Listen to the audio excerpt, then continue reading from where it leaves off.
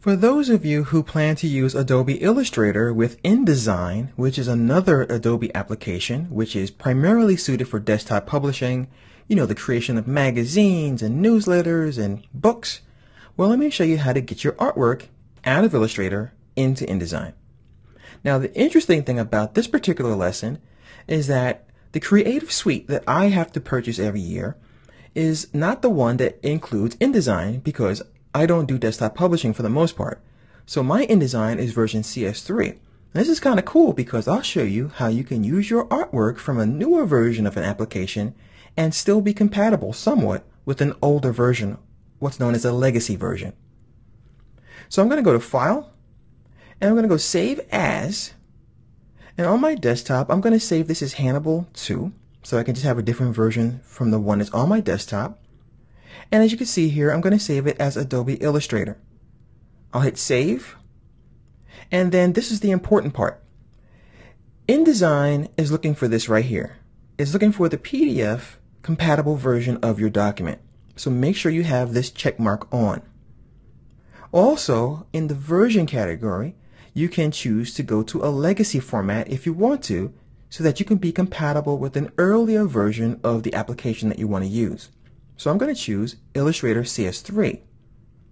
Now, all kinds of bells are starting to go off because it's going to tell you that you may lose some changes to your document and some compatibility, which means, let's say you have Illustrator CS5.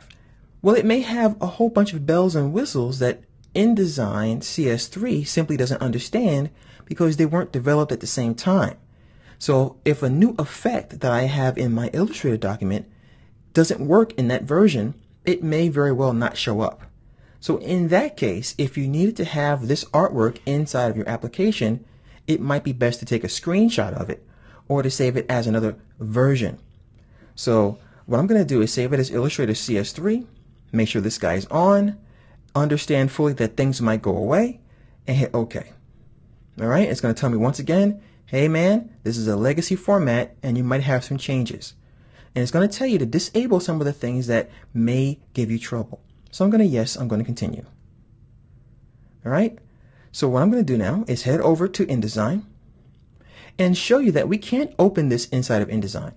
If we choose File, Open, and you look on my desktop here, these are ghosted out, even though I have all readable documents open, because it's not going to work with this file format. So how do I get this in? I have to place it.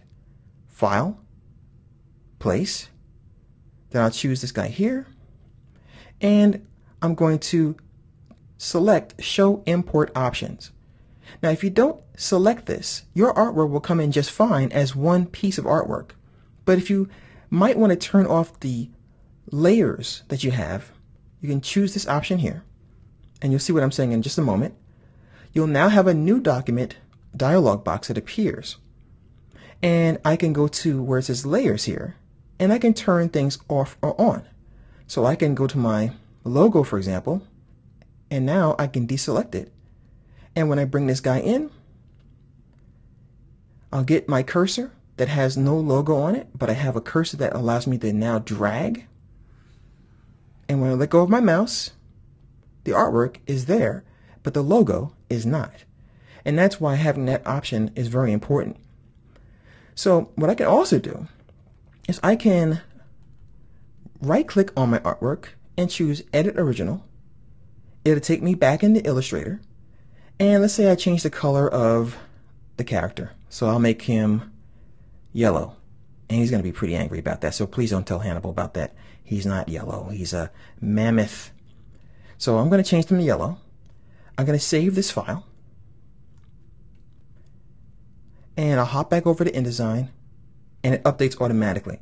So it's a really great way to work with other people so that the art department can always be in sync with the graphics department who is doing the layout of the magazine.